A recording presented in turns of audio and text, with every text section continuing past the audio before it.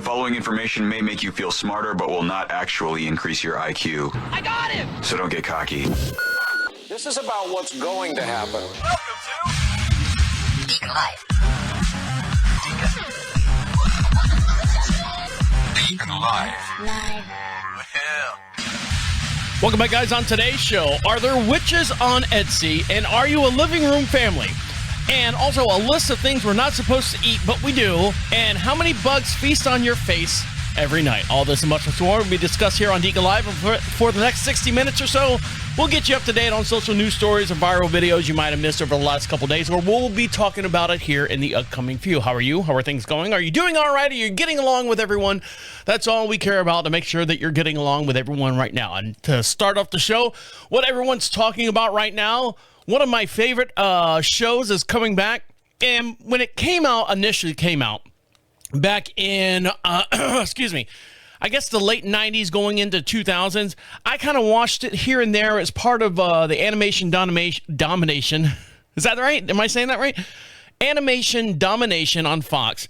I kind of watched it now and then with my mom and dad, and but I was at that age where I didn't have time to sit around and watch TV. So I was like, I'm out of here. See you later. We're going to go do drugs or something. And then the older I got, I was like going, you know what? Even I think it was like 3 years ago, I got caught up on this show, and the show that everyone's talking about coming back, hopefully, God damn it, it's going to be good, is this show right here. I can only play a little bit because I'm going to get flagged for it. So here it is. That's right. King of the Hill is coming back to Hulu with season 14. They're doing season 14. And Hulu's King of the Hill revival premieres August 4th, revealing a new plot. Hank and Peggy return to Ireland from Saudi Arabia. Bobby is a Dallas chef, and the opening sequence changed Ireland, shows that a change in Ireland and confirms original voice cast returns. All right, stop the video there. There you go. Hollywood Reporter shares that the reboot is finally set to premiere on August 4th. A description of the new season reads, after years of working a pro-paying job in Saudi Arabia to earn their retirement nest egg, Hank and Peggy Hill return to the changed Arlen, Texas to reconnect with old friends, Dale, Boomhauer, and Bill. Meanwhile, Bobby is living his dream as a chef in Dallas and enjoying his 20s with his former classmate, Connie, or Con Jr., Joseph, and Kane, Chane, I don't remember him. In addition to the premiere date, Hulu also releases the opening sequence that pays homage to the original. The 40-second visual gives the audience the rough timeline of what happened since the show ended, including a new family that moved into the Hills, Arlington, Texas home in the pandemic, and the Hills family returning. Closing it out, the Hills family portrait with Hank and Peggy and Bobby all grown up reprises the whole entire thing at the end.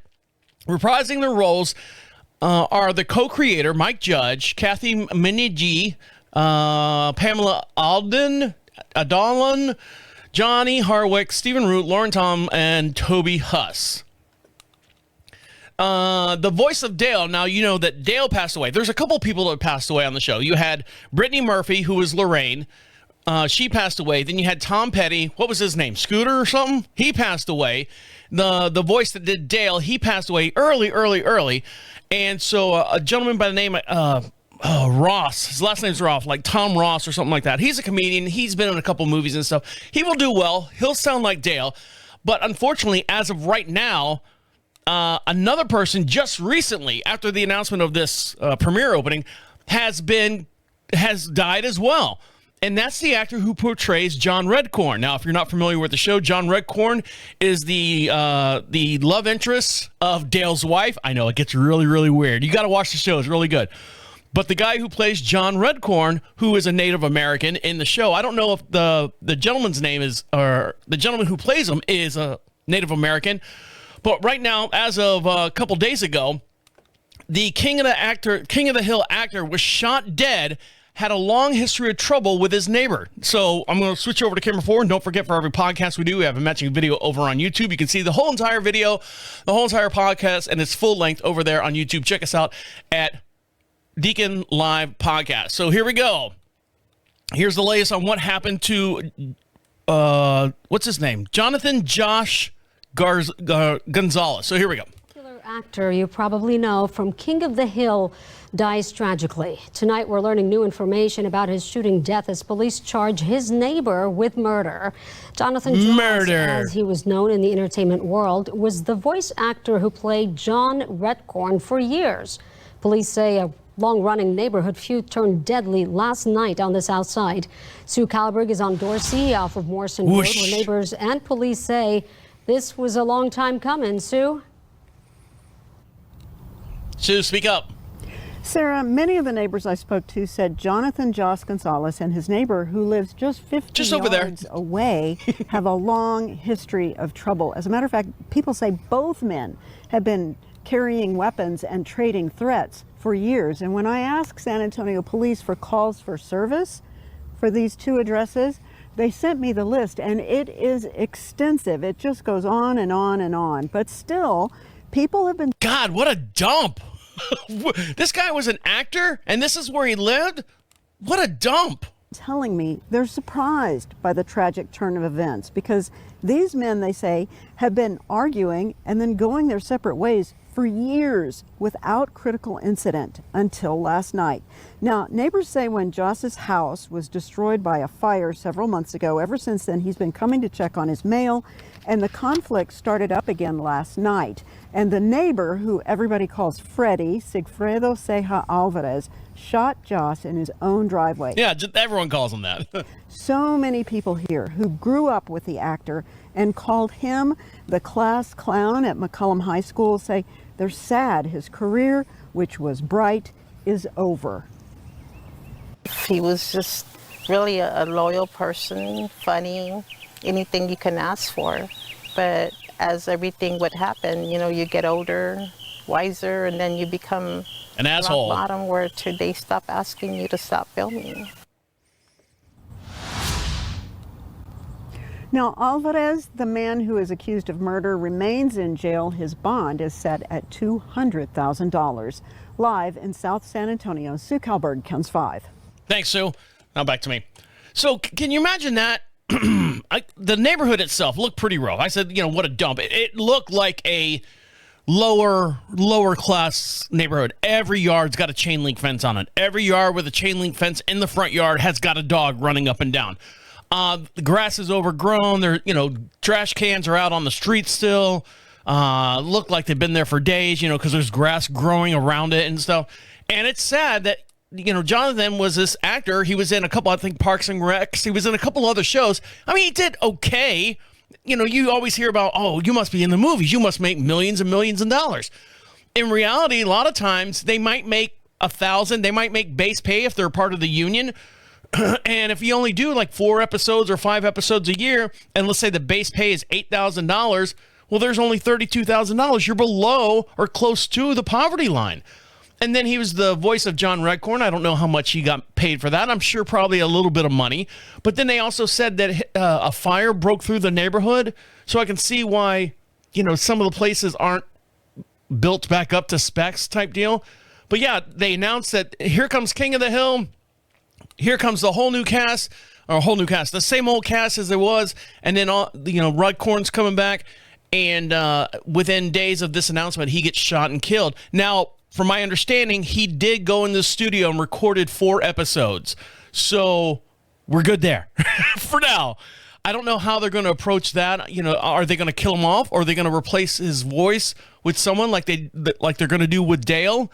I don't know. I'd like to hear your opinion on it. And how do you feel about the reboot and also the murder that happened just right after the reboot in itself? So, and the way you do that, you can be part of the show. You can be podcast famous. The way you do that is go to prophetradio.com, PROPHET radio.com. At the top of the page says, leave a message for Deacon Live. Be heard. If you got a microphone on your device or wherever you're listening to us on or at, you speak right into it. You can be anonymous if you want. Comes right to our inbox. We broadcast every Wednesday at 1 p.m. Eastern Standard Time, just outside of Charlotte, North Carolina, and a little town called Marshville. Coming up next, we're going to talk about, are you a living room family or a dining room family? And I never heard this expression before, but when I go to people's houses, I kind of go, oh, God, what are you, poor? Pick this shit up. But there's an explanation behind that. So stick around. You're listening to Deacon Live right here on Prophet Radio. I'll be right back.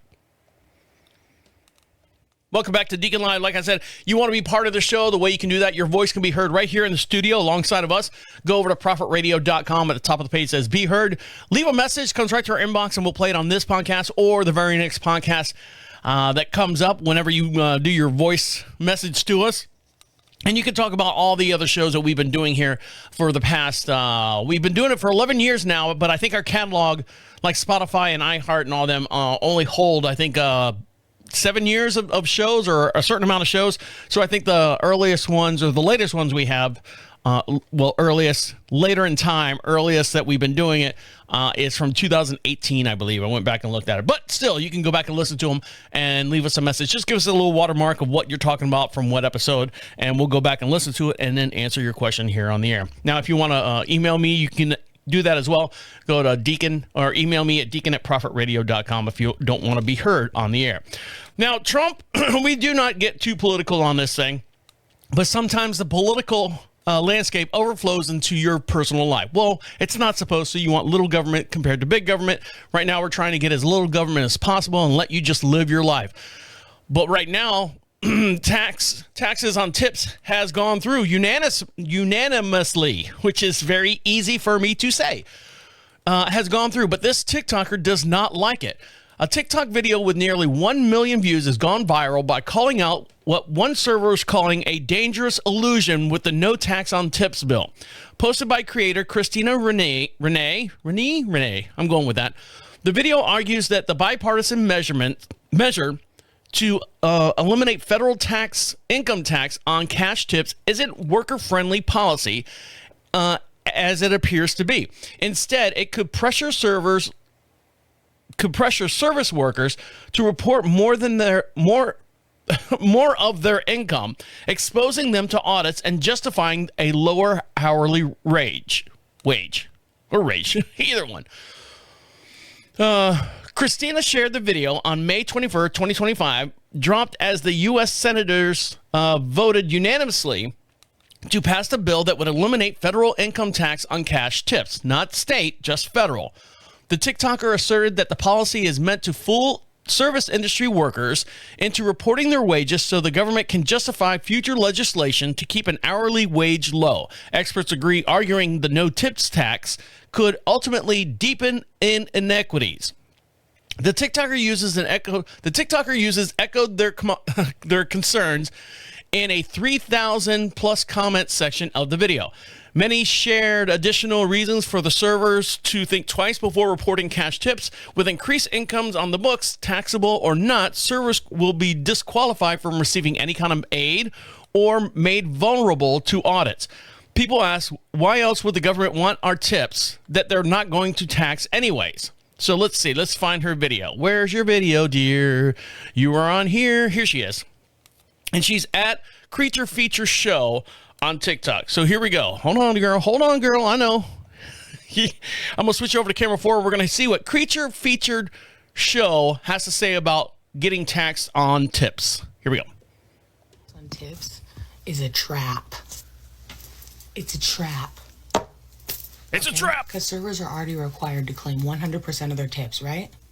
Now all of a sudden the government is saying, if you claim all of your tips, you can get a huge deduction from those tips up to 25 grand on your tax return. Okay.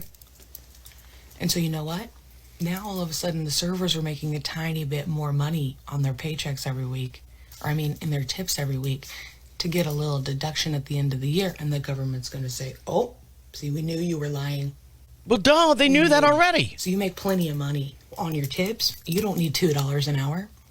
You don't need $4 an hour as your base pay. You make plenty of money as tips. So the lobbyists aren't going to let us pay you anymore. Sorry. Go tell your friends. Okay. I'm going to tell my friends right now. I'm going to tell my friends that you are a moron. I'm sorry. I'm going to say it. Because the way I was a waiter, okay? I was a waiter for many, many, many days. I was a waiter. And the way the tip thing works, okay? The way the tip thing works. The government knows that when you're a service employee or service industry employee, only 1 to 3% of the top echelon that make tips make over again, above poverty line. You know, they might make $30,000, they might make $40,000, they might make $50,000. And there's some people out there that make tips that make a little bit more, but it's 1 to 3%. Everyone else makes shit. Everyone who works has an extra income, a second job, or another waitressing job to make up for the difference, to kind of combine, you know, whatever. I don't know of anyone that works 40 plus hours as a waiter somewhere, or waitress, or in the service industry. It's always, you know, 17 hours here, maybe 20 hours over here. And they make good money for the time that they put in. So when you say, they're going to not give us a $2 increase on our whatever the average, what's their hourly rate, you know, minimum wage, it doesn't work like that on tips. When you get a check, you're supposed to make, I think it's like $2.37 or something like that. And that is supposed to offset your taxes as far as how many hours you actually physically worked. When you start adding your tip amount in there, at the end of the year, you're not going to make it. You're not going to have to pay taxes on that anyways. So if you want to get more deductibles on your taxes at the end of the year, yes, you're going to claim that you made a little bit more money. So you can get that tax rate. You can cross that threshold. Your check, your physical check, when you work and you're rolling, you know, you're doing side work and you're rolling silverware, you're, you know, setting up the salad bar station, and you're not waiting tables, you're quote unquote off the floor. You're only making $2.13 an hour, because that is what they take the taxes out of that check. If you're getting a check for $39, $99, you're doing it wrong. You're set up wrong. Your check should be no more than $10, if that, if you work a 20-hour shift or 20 hours a week. So they're not trying to sneak you out. Girl with the tattoos all over her all over her chest, and the bull ring through her nose. We already know where you stand. We already know what your level is. We already know what side of the fence that you like to sit on. You can't say that. You just can't say that. I'm saying it. I'm saying it, and you're saying it. And something that did I close out on that already? God doggone it. I was on a roll there and I got sidetracked. And one of the things, speaking of being sidetracked, the older I get, the more and more my friends have kids. And I go over to their house, I know, from waitressing to having kids, right? Not me, a waitress, but anyways. And you just walk into their house and there's always like just toys all over the place. It's just like all in the living room, or it's all in one room of the house. And what's happening is this TikToker, user Alexa with 3 X's, she must do porn. She must be a dirty girl. She got 3 X's in her name. Her name's Alex. Sorry, not Alexa. 1915 recently posted a short video with the caption, "I just learned the term living room family, and I never understood why my kids never played in their rooms. When I was always a kid, I always played in my room, hanging out in the living room with their dog and some toys scattered on the floor." I totally jumped over that. She briefly shows, let's see, "I never understood why my kids never played in their rooms the way I did as a kid." She briefly shows her hanging out in the living room with her pet dog and some toys scattered all over the floor before panning around to her own face and giving sort of a sentimental look like, what the fuck am I supposed to do? The simple 10-second clip struck a huge nerve with parents, racking up over 25 million views and thousands and thousands of heartfelt comments. All right, I'm going to pause her because here's her house. The idea is going around for a while on social media, which are called living room families or bedroom families. Simply put, a living room family is am I on me, Mel? I know I'm interrupting 15 times. And simply put, the living room family is a family that congregates in the living room or any common space in the household. Kids play in the same space where adults relax, and the things are often messy as a result. Everyone interacts with each other and spends a lot of time together. Bedrooms are reserved mostly for sleeping and dressing. Now, a bedroom family, on the other hand, is where kids spend more of their times in their bedrooms. They play there, they watch TV, and they even maybe eat a meal or two in there as well. Typically, the main rooms of the house are kept neat and tidy. You won't find a lot of toys scattered about. The family time spent together is more of a structure and planned ahead rather than casual. Living room families has become the latest aspirational term on TikTok, and everyone wants to be a living room family. I say no. I cannot stand it. That's me personally. The implication of being a bedroom family or having room kids is perhaps that they don't feel safe or comfortable or even allowed to take up room in the rest of the house or to be around adults. I remember my brother coming around once in a while and just sat in silence while we watched my kids play in the living room floor, she says. After a while, he looked at me and said, "So, it's nice that your kids want to be around you." So let's see. Let's see this video that she's got. It's a 4-second video or something. Hopefully she's got music or something playing so I get flagged somewhere. So here you go. Oh, no. There we go. Yep, there she goes. There's the dog, little fat dog. Toys all over the place. And she's watching TV while the kids are playing. That's it. That's the video. 22 million, however many views I said. Let me explain something. Those are not living room families and bedroom families. Those are two different aspects of what do you call it? Organization, a family structure type deal. Adults that have kids that let the kids take over the house. I don't know what the stats are, but if the kids take over the house, is there a parent structure there? You know, hey, don't do that. Don't do that. Don't do that. Or are they giving their kids free reign to make their own choices and do their own things and then, you know, maybe be a little bit more artsy, maybe a little bit more experimental, you know, in life as they grow up? I can see that. On the flip side of that, if the kids are saying, if you're telling the kids you're adults and you have kids and you're saying, hey, these kids need to stay in their bedrooms. This is your bedroom. This is your area. Do what you want in here. You play your toys in here. You play, you know, watch TV. You can play music. You can do all that stuff. This is your area. You're responsible for this area. The rest of the house is for everyone else. We all have to respect each other's space in the rest of the house, in the areas, and so on and so forth. So tell me what kind of family you are. Are you a living room family or are you a bedroom family? I, myself, was a bedroom family, and I was allowed to go out into the main formal living room area because no one went in there, and I played with my racetracks out there because I didn't have room in my bedroom. So I was kind of a 25, 75 type kid. When we come back, this gentleman was on death row, and they botched it up. And now he gives a story about what happened when they tried to juice him twice. And they messed up. He's still alive. So I'll tell you what his story is when we come back. So stick around. You're listening to Deacon Live right here on Prophet Radio. I'll be right back. Welcome back to Deacon Live. Make sure you follow us over on Facebook. And the reason why you do that is because a lot of these stories right here, they've got visual images and stuff. And if you're not watching this over on the YouTube channel, you just want a quick little update on the stories, I'll post the actual articles of the stories. You can read them all and see them all for yourself. Share them with your friends over there on our Facebook page. That's Deacon Live over on Facebook. Just give us a little thumbs up over there, and you can see a lot of these stories that I'm talking about physically posted up there, and you can check them out and share them with your friends. Now, remember, what was it, last week? Or the week before, talked about those 10 inmates that escaped out of the New Orleans prison. They were like federal, they were felonies, and they broke out. Well, they caught everyone except for two guys. Two guys are still on the run. And one of the guys posted a video, I forget where it was at, YouTube or something like that. He posted a video standing in front of the camera going, and he's got like his jacket. And I say jacket, if you're in prison, you know what your jacket is, right? It's your file of all the stuff that you've done. He's got his files, and he says, no. They let me out. I was good to go. They let me out. I was supposed to be out.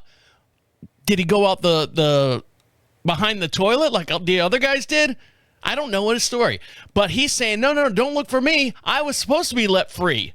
So let's see. Everyone's freaking out because they're like going, well, this is him in a video, but is it him? Is it AI posing as this guy? So I'm going to switch over to camera 4, and his name is, what's his name? Antonio Massey, 32 years old, who repeatedly claims he did not escape, but was instead released on May 16th. So let's see this video and find out what's going on. And here we go. Still on the loose after escaping a New Orleans jail. Officials are investigating a video this morning with a man who claims to be one of the inmates. Faith Abube joins us with the latest. Good morning, Faith. Good morning, Faith.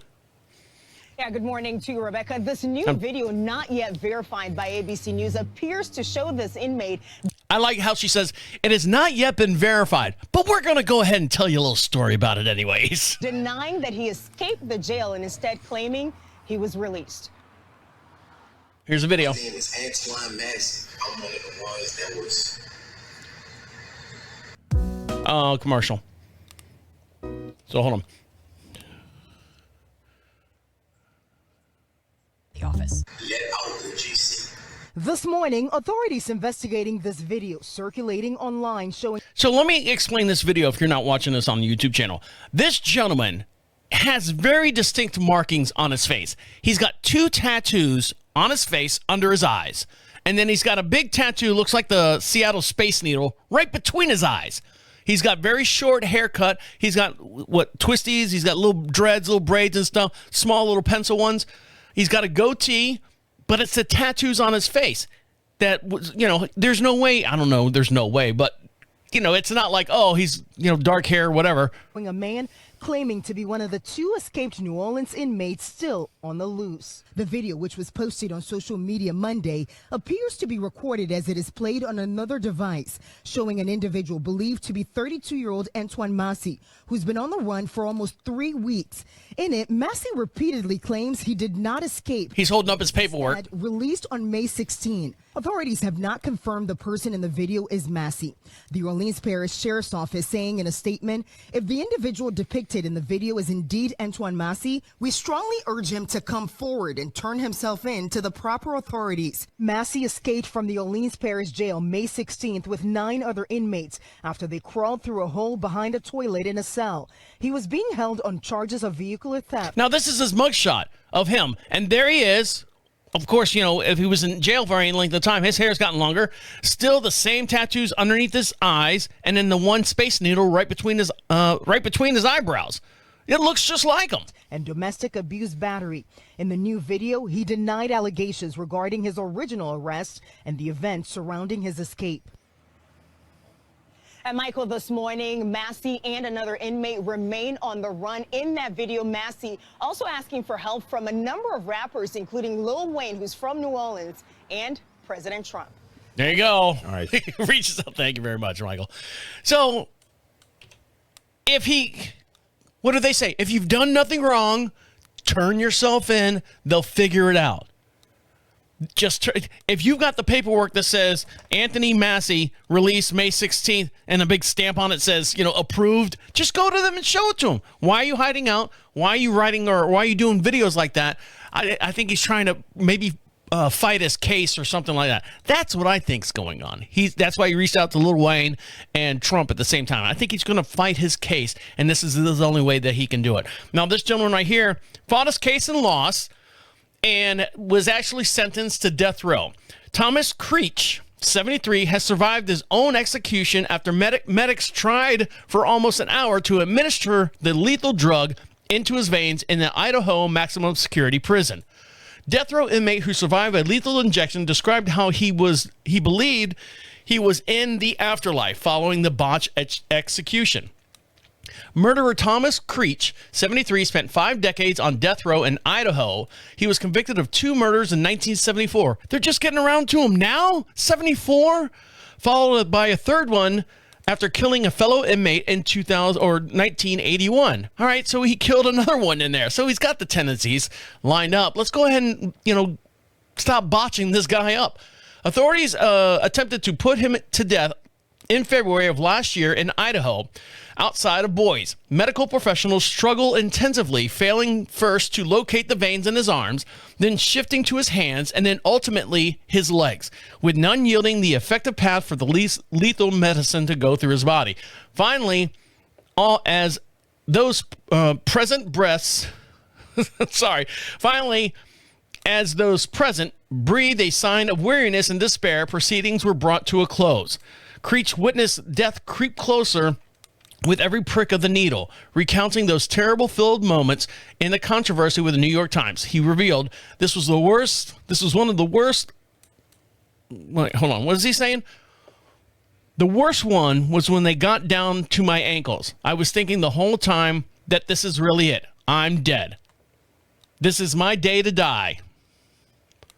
Creech shared the terrifying moments he experienced, brought on by the repeated needle pricks, each time pushing him closer and closer to death.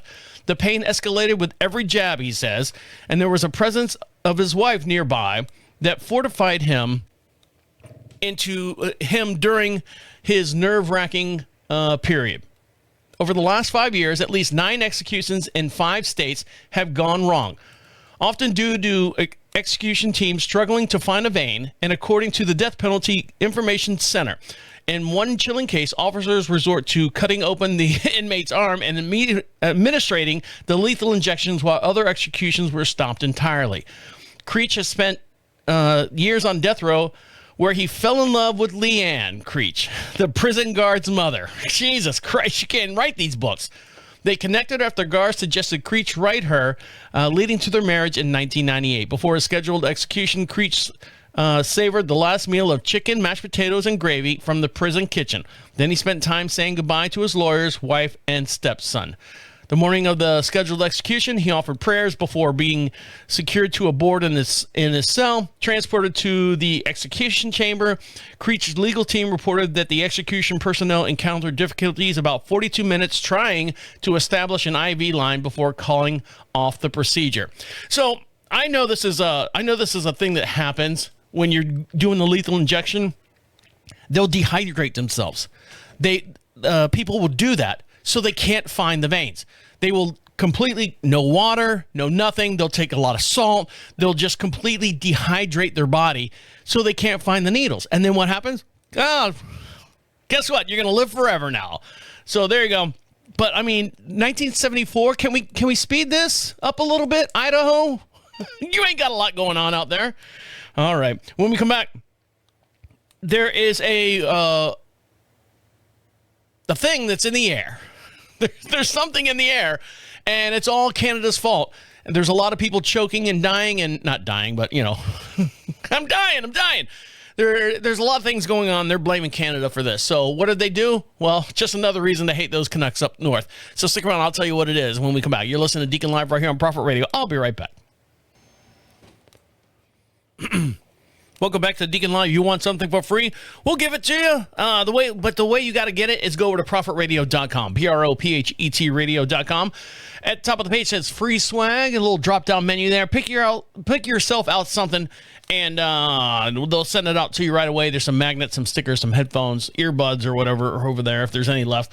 If you live here in the United States, grab yourself something out. It's just their way of saying, Prophet Radio's way of saying thank you for listening to all the fine programming that comes out of the studio. There's 4 or 5 different shows that come out of the studio. That's just their way to say thank you. Get yourself something. They'll send it out to you for free.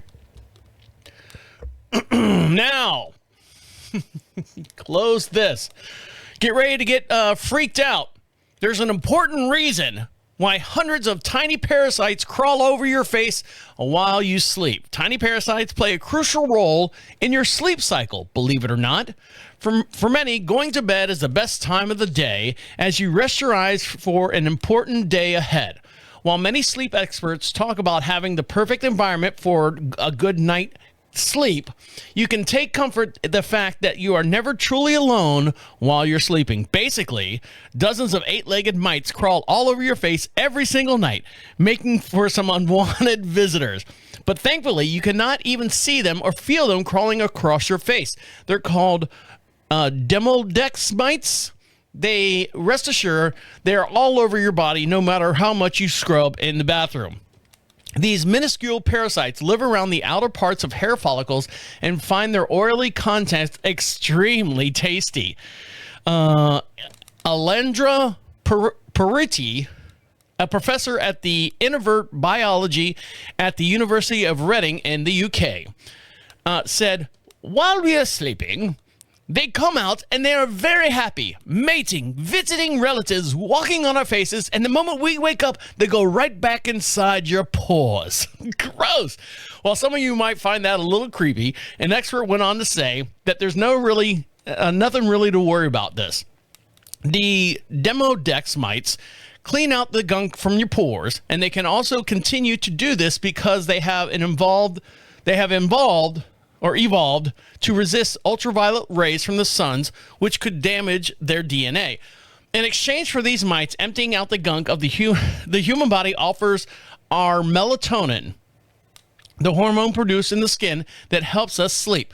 By it provides energy for the mites to thrive. So it's kind of like their cocaine. Sometimes these tiny parasites can cause issues, but there are actions you can do to avoid this. The U.S. physician, Dr. Dan Friedrich, who specializes in sharing tips on how to look after your eyes as well as other medical advice tips, provides this information in a viral video. Where's his viral video? I want to see his video. Where is it? Where's it? Oh, let's see if I click on this. I want to see his advice. Is this it? Nope. Tricked me. So let's see what he says. Dr. Friedrich revealed that he can often tell if a person allows their pets to sleep with them in the same bed as them due to the appearance of parasites on their eyelashes. This is a common mite called Demodex, that we see on eyelashes that is a parasite. This is what he's saying. And the minute I see someone's eyes, the first question I ask is, do you sleep with a dog at night? He explained.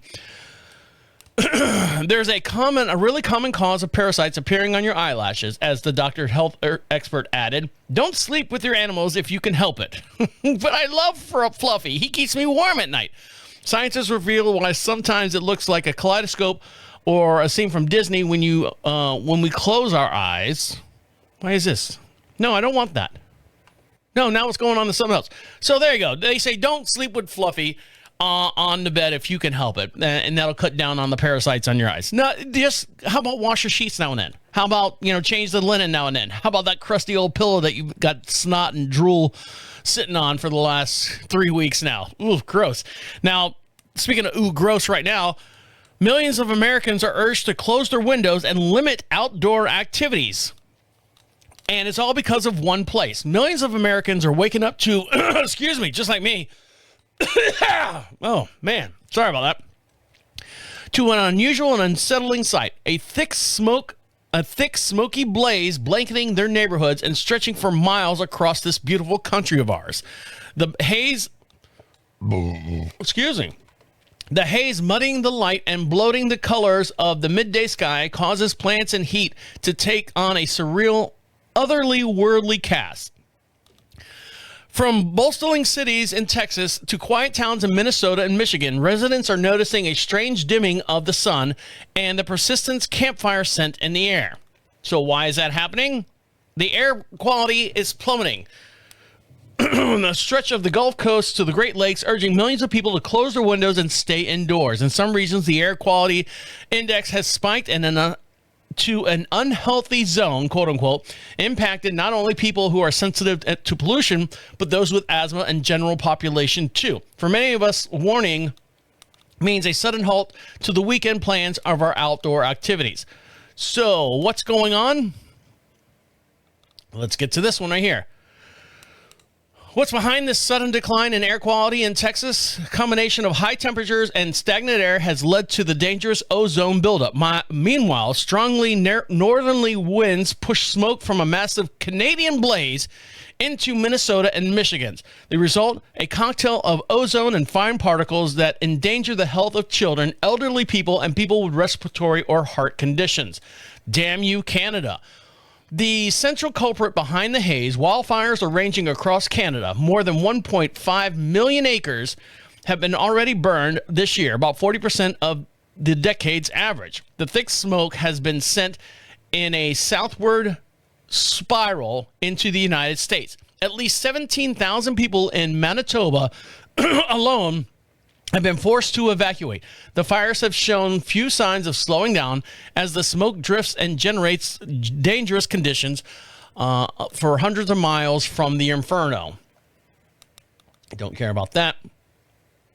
In Minnesota, the entire state is under an air quality alert, which, with the worst of the smoke, expecting in the northern counties of Michigan. Advisories extend across the vast of the state, including Grand Rapids, Lansing, Detroit, and Upper Peninsula. Now, let me just say this. I had no idea Canada was on fire. I had no idea that anything was going on up north in Canada and that it was affecting us here in the United States. You always hear what? LA's on fire. California's on fire. You always hear that. Maybe it's because of this regime that we have in office right now, where they're like going, we're going to take them over as a state. They're going to be our 51st state. But unless they do that, we don't care about what's going on up there, all the smoke and the fire. Now, granted, I'm sure in Michigan and Minnesota and all that, it's news left and right. Here in North Carolina, don't care. Oh, Canadia's on fire? Oh, that's too bad. If there was only a way that you could have federal funding and the government can come in and help you to take care of the fires from people who know how to take care of wild spreading fires here in the United States. You think it was done on purpose? You think it was a threat? You think it was some kind of ploy to have them bow down and become a 51st state? I don't know, but I'd love to hear from you. And the way you do that is go to profitradio.com, click on Be Heard, and get your message in right now. When we come back, guess what? We've been eating all this time where the government has says, no, this is not good for you to eat. But somehow we just keep eating it. So stick around. I'll get into what that is. And you're probably sitting right now eating it. So stick around. You listen to Deacon Live right here on Profit Radio. I'll be right back. Welcome back to Deacon Live. Don't forget all the musical artists that you hear during the breaks. We show them some love, and without them, the Deacon Live podcast would not be available. So make sure you show them some love as well. If you like a song that you hear, follow the directions. Go to their Spotify channel, go to their website, go to their playlists, and add them to your Spotify playlist. And you can find all of them, full-length songs in all their entireties of all the music artists that we've had since 2025, the start of 2025, over on our very own playlist on Spotify. Just search Music Heard on Deacon Live. And right now, I think we're creeping up on 100 different artists over there. And it's their actual channels and stuff. So if you click on them and you add them to your playlist, play them as many times as you want. They get credit for it. They get credit for it every time you play it and add it to your playlist. So do that. And they'll appreciate that as well. Now, one thing I don't appreciate is when my home state, I say my home state, is my home state is Florida. But when they have, what am I saying here?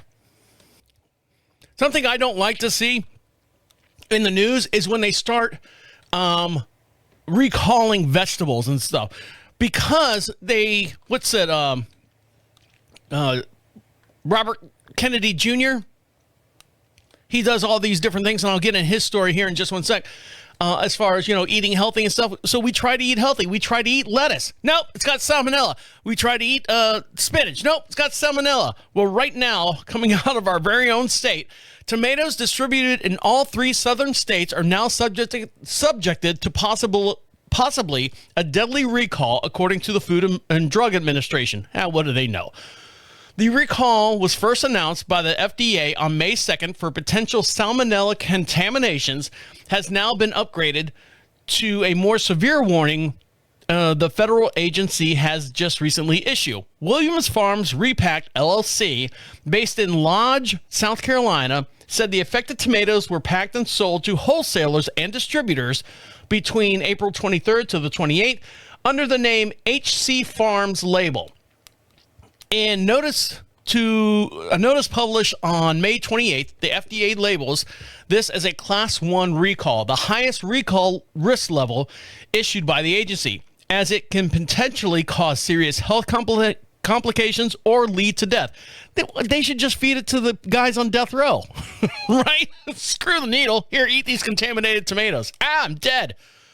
According to the FDA, freezing and drying may prevent the growth of bacteria, but it does not kill salmonella.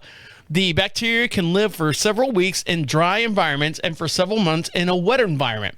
As of this recall date, no deaths or illnesses have been reported. So, what states are the recalls for these tomatoes? The affected tomatoes were sold in the following 3 states: Georgia, North Carolina, and South Carolina. Son of a bitch. Well, the good thing is we are growing our own tomatoes here. Not a whole lot, but just enough to suffice. And my wife signed up for something called Misfits. And Misfits is sort of produce that's got like a little blemish on it, and it wouldn't sell in a regular retail or wholesale market. And one of the things we got was a pint. What are they? A pint in a little plastic container of cherry tomatoes. I have to see where they came from. Oh, if they came from one of these 3 states, mine being included, I'm not eating them. They're going right in the garbage. Let's see. What sizes are recalled tomatoes? All right, everyone, all you tomato nerds out there. The following tomatoes were recalled with the size listed first and the lot coded listed last. Okay, so the sizes of the 5.6s, the 6.6s, the combo 25 pounders, the 4x4s, the 4x5s, the 60 count 80 pounds or 18 pounds, the extra large 18 pound loose, and 3 count drive trays. So there you go. And you go, well, what's the big deal about salmonella? You just kind of crap your pants a little bit and you lose a little bit of weight. No.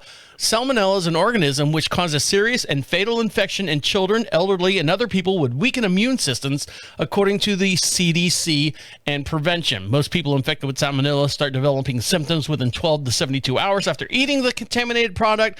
Diarrhea, cha-cha-cha, fever, and abdominal cramps are the main symptoms. So there you go. Be careful eating tomatoes out there. See where they're from. Because if they're from my state that I live in now, South Carolina or Georgia, throw them at a bad comedian. That's what they should do. Have a bad comedian night and throw them up there. Well, he might get salmonella with it seeping into his pores. They like me. No, they don't. Now, someone that's not liking anyone right now is Robert F. Kennedy Jr. He's not winning a lot of fans, especially in Texas with his health regime and all the other things that he's passing. But right now, a Texas bill is on the verge of becoming law that would require labels on packages of food from Skittles to Mountain Dew that warn the ingredients are, quote, ready for this, not recommended for human consumption. No, I messed that one up. Not recommended for human consumption by other countries. End of quote. So let's see what else it says. The Texas Senate Bill 25, backed by Secretary of Health and Human Services Robert F. Kennedy Jr., is now awaiting a signature from Governor Greg Abbott. Foods containing certain ingredients will require warning labels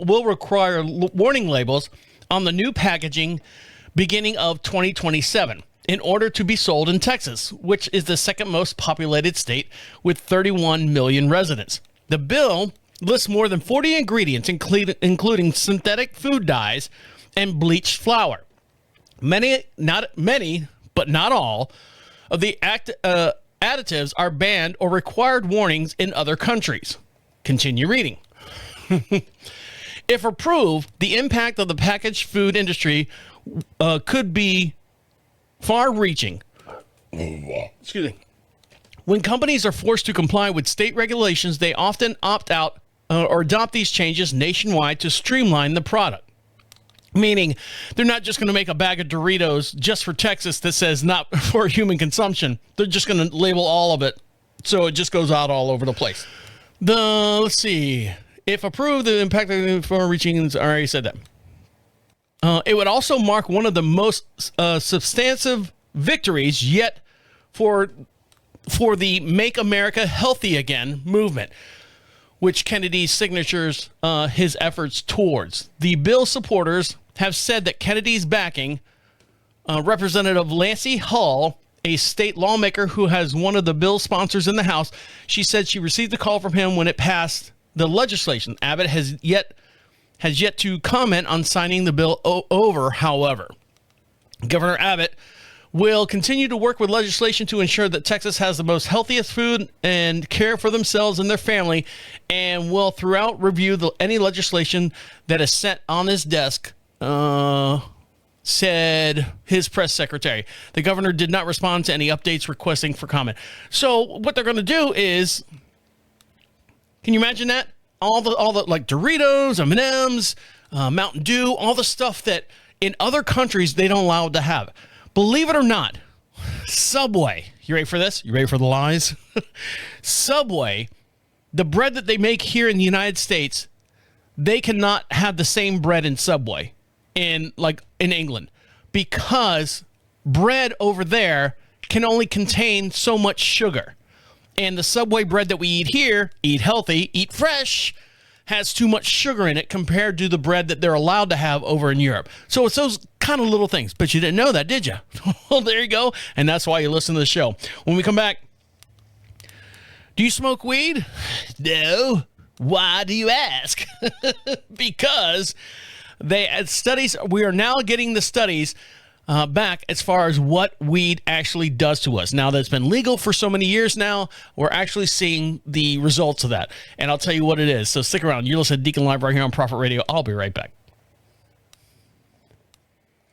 Welcome back to Deacon Live. Don't forget, you can be heard on the show. The way you do that is go over to prophetradio.com. At the top of the page says be heard. You can be anonymous if you want. Just speak right into your device if you got a microphone on it. It says, I think, record, listen back, and then send. And it comes right to our inbox. And we broadcast every Wednesday at 1 p.m. Eastern Standard Time, just outside of Charlotte, North Carolina. Small little town we like to call Marshville. Now, this woman right here is, first of all... I didn't know this was a thing, but I guess it is.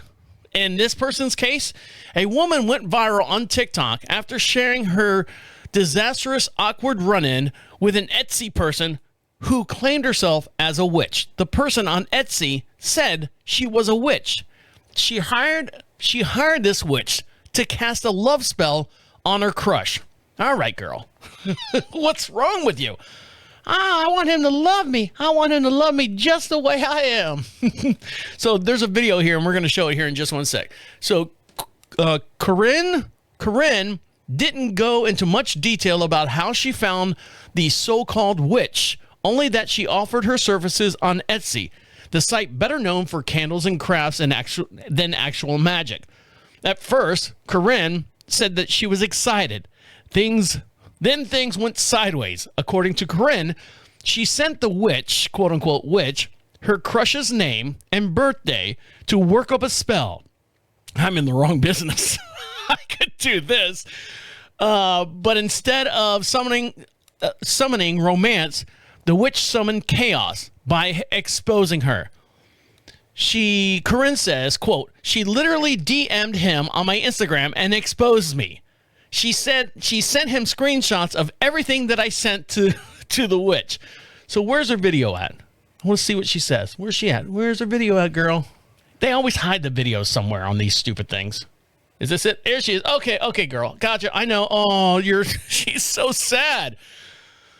So let's see what Corinne says about this Etsy witch. So here we go. I'm going to switch to camera 4. And don't forget, for every podcast we have a matching video. You can see the full-length podcast and all the different elements. If we have a video on the show, you can see it in real time as we're talking about it here on the air. So make sure you go over to YouTube and give us a like and subscribe over there. I don't do it for the money. It's just to have some fun, and you guys can see this. So here we go. We're going to have some fun watching Corinne talk about her Etsy witch. So here we go.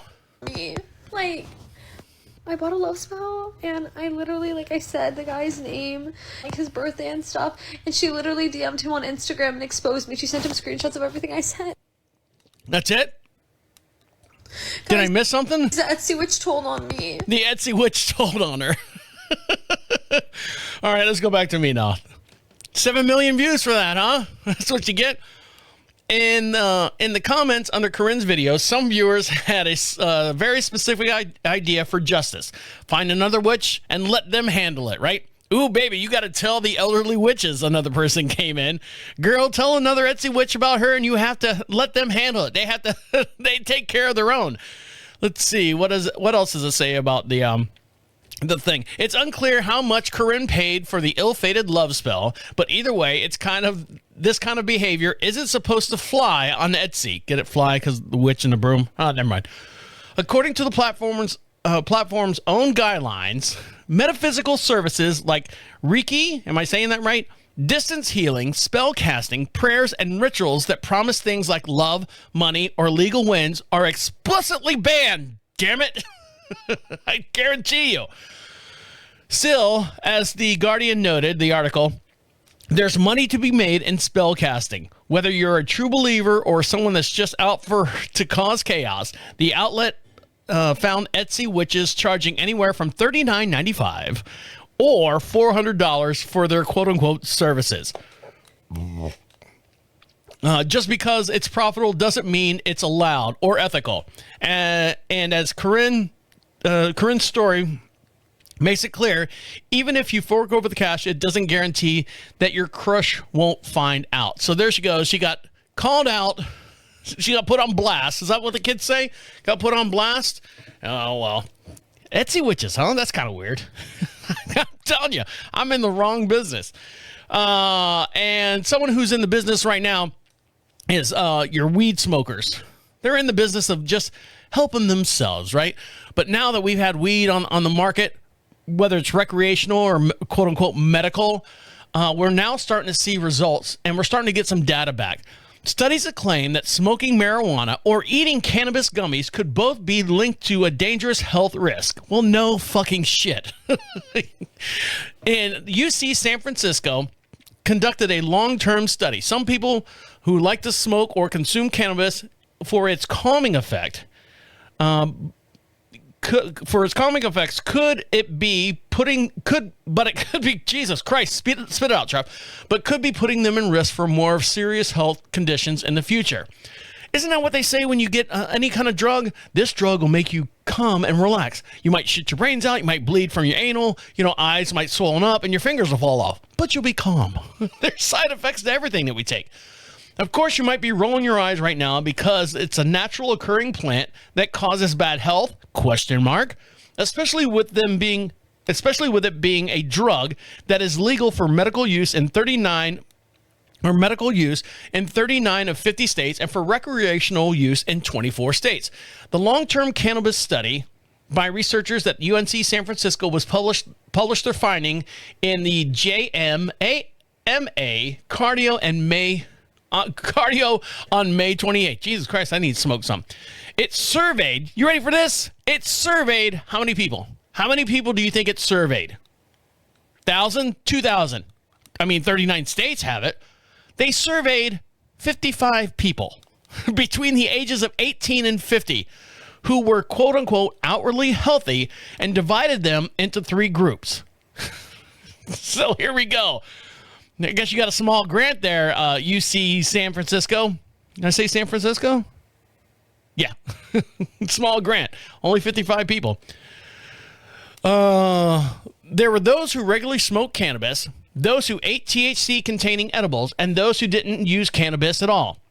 Those who smoked typically noted that had been indulging in the habit for decades, while those eating edibles have only been doing it for at least 5 years. According to the press release, the participants in the study underwent testings and find out how well their blood vessels function and if the cells lining the blood vessels were affected by the cannabis use in September of 2024. So they did this last year, and here comes the study.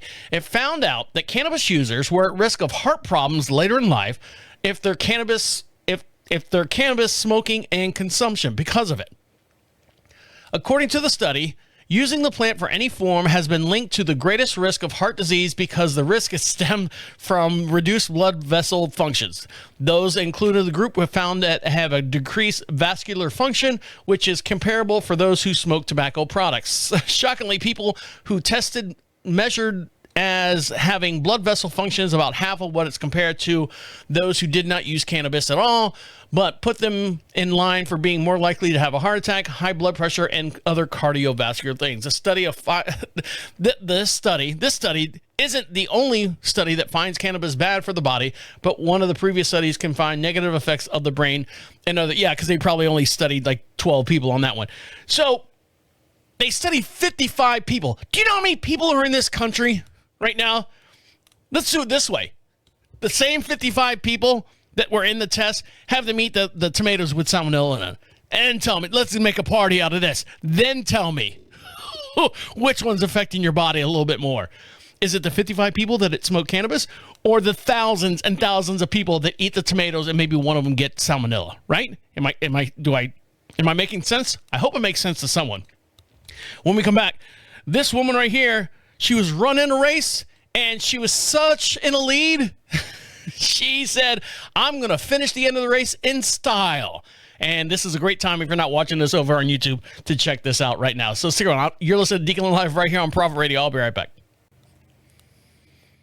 Welcome back to DeaconLive. Make sure you follow us on Facebook. You can also follow us on TikTok, and you can see all the different TikTok videos that come out of the studio. Just search for us over on Be Podcast Famous. That's over on TikTok, and you can check out all the different little shorties we got over there as well. Now, I stopped at a bar that I saw on TikTok. There's a gentleman in the Charlotte area who basically starts off his video, goes, I bought a bar. And I was watching the progression of he bought this bar. You know, it was this lifelong dream to buy a bar, and it was an Irish pub, and then I guess the guy was selling it, so he flipped it around, painted it, and I was watching the evolution of his bar, and I said, you know what, it kind of looks cool. It's on the other side of Charlotte. I'm never going to get there. I'm never going to end up, you know, in that area, but it was just kind of neat to see his story. Well, the other day I had to do something with my wife's car, and I just happened to be on that side of town. I said, well, let me just stop by and stick my head in this bar and go, all right, this is kind of cool. And when I did, I sat down at the bar. God, it was small. It was really, really small. But they've got like the sports TVs and everything up there. And at the time I was watching it, they had I guess college softball. The females, the girls' college softball is in right now, the playoffs or whatever it is. And I'm watching. I'm like going, you know what? I really enjoy watching not necessarily girls' softball. Easy, guys. But you can tell there's a lot of heart and soul when the girls play. There's a lot more into it. It seems more like an actual sport. I mean, there is nothing more fascinating to see this person throw this, you know, about the size of a grapefruit ball underhand. And as fast as they do it, I was watching, you know, the pitches were like 76 miles an hour, 71 miles an hour. I'm like, Jesus Christ. I know the major leaguers, they pitch anywhere from 80 to 90. So this isn't too far off. And they're doing it underhand. Underhand. Now, this video right here has taken over the internet. Let's see. I don't know where this is at. I can't tell who it is because they kind of cut off everything right here. But something happened to this pitcher and the catcher at the same time, which is... It's like one of the lifetime, one of those weird things. What's the unit? Randy Johnson, where he threw the ball and hit that bird that just happened to be crossing, flying right in front of where he was throwing the ball and just completely, bam, annihilated that bird. This is almost the same thing that happened in this video right here of this softball game, college softball. I'm going to switch over to camera 4 so you can see this in real time, and we can talk about it here, and we can all be friends. So here we go. Here's the pitch, the windup, and the pitch. Full take. Here she goes. Boom. Oh.